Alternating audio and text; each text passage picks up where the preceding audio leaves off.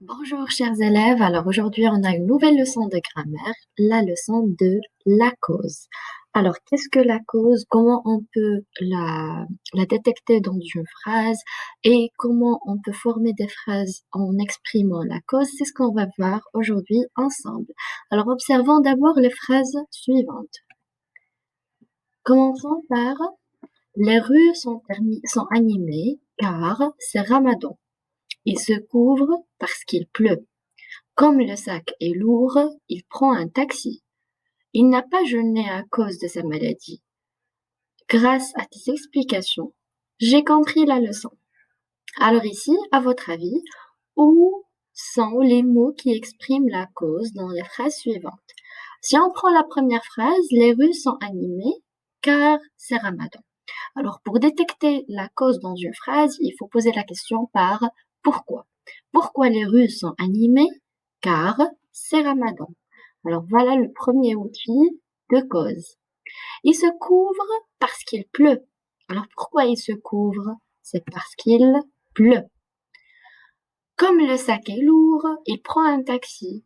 Pourquoi il prend un taxi? Comme le sac est lourd. Il n'a pas jeûné à cause de sa maladie. Pourquoi il n'a pas jeûné? À cause de sa maladie.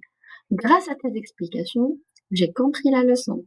Pourquoi j'ai compris la leçon? C'est grâce à tes explications.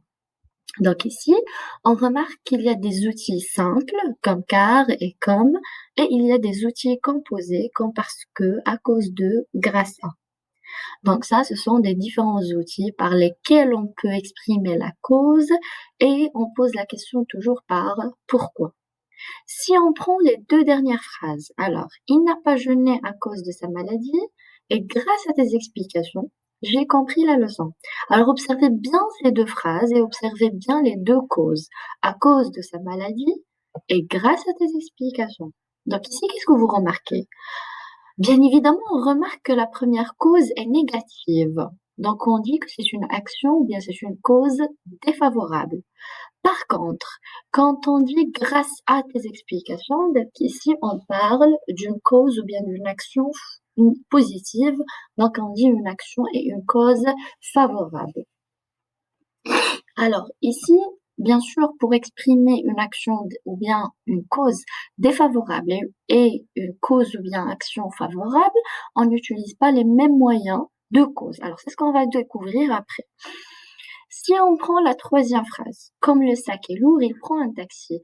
Comme on remarque ici, comme est placé en tête de phrase, au début de phrase, et il est toujours ainsi. Donc, toujours le comme est utilisé ou bien employé en tête de phrase. C'est ce qui fait la différence entre le comme de la cause et le comme de la comparaison. Quand on dit cette fille est belle comme une fleur, alors là, on fait la différence entre comme de comparaison et comme de la cause. Pour la cause, elle est toujours placée en tête de phrase, au début de la phrase, et on pose la question, bien sûr, bien évidemment, par pourquoi. Passons maintenant à je retiens. Donc, bien sûr, on retient que la cause, on appelle cause le motif d'une action ou l'origine d'un événement. Donc, c'est ce qui nous pousse à faire une action, à réaliser une action. Pour dégager la cause, alors on pose la question par pourquoi.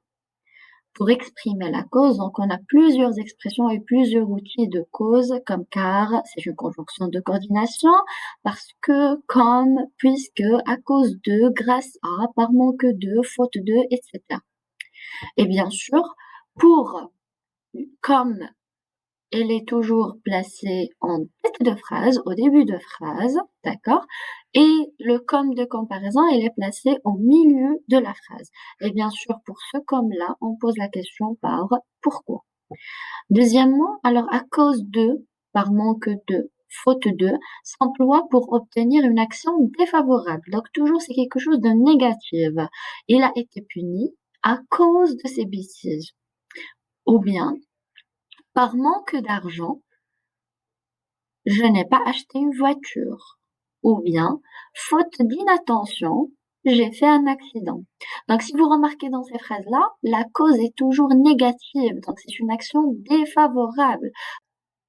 Donc, on utilise ces trois outils de comparaison. Pour la troisième et la dernière, donc c'est grâce à, et elle s'emploie pour obtenir une action favorable. Donc, c'est quelque chose de positif quand on a une cause positive. Comme ici, par exemple, Elgue Rouge a remporté deux médailles grâce à sa persévérance. Donc ici, grâce à sa persévérance, c'est une cause favorable, c'est une action favorable. Ou par exemple, grâce à mes efforts, j'ai pu réussir. Ou bien, grâce à mes révisions, j'ai pu réussir mon contrôle. Donc, toujours on trouve une action ou bien une cause favorable qui est positive. Voilà. Donc, c'était la leçon de la cause. J'ai dû vous expliquer les points essentiels de la leçon. Alors, j'espère que ça vous a plu. Bien sûr, n'hésitez pas à me laisser vos questions et vos commentaires. Bien sûr, je vais répondre au maximum de commentaires. Alors, prenez soin de vous et à très bientôt.